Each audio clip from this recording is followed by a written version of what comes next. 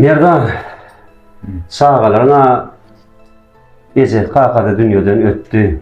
Kişide hissaden takbir bilenak olun, ulfa hemme dağda düşünüyor. Uloğlu hiç ile hissad iyanağam, içenağam, kıynanıp yatır. Şu tayda arka durmalı, doğan nerevine, inata derevine hizmet etmelerin geldi. Sen doğru düşün, mena maşgalanmam yok, sağalanmam yok. Yine sen gayret etmeli ol ya. Sağacıklar yetim mahalli. Yine sizden kömüğüne göre benim bir eklensi yağdayım pes. Ağacık göz kulak olmalı ortamı. Doğru ediyorum meyler. Bu ikrar o çağın ayına tatlı yol oldu.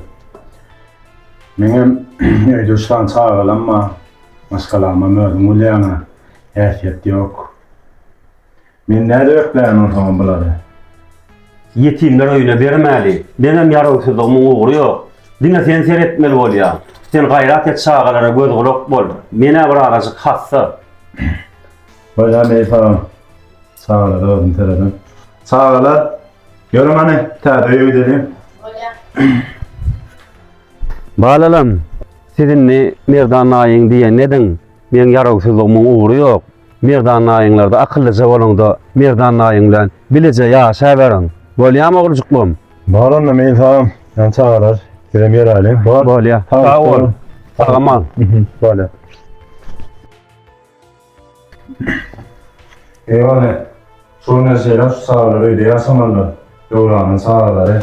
Vay indi öt üstten çağamız zor dönekleyesin. Bular ne?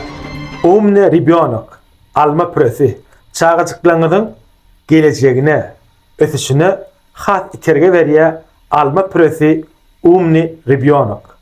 Şunu loma yağdaydı, ya olmasa bölük yağdaydı arasınız gelse, öyünüzde sargıdam edip biliyeniz, bizim telefon belgimiz, profilimizde vardır. Arkayıncanıdın, dastapı hızmadımızdan vardır. Sağ olun.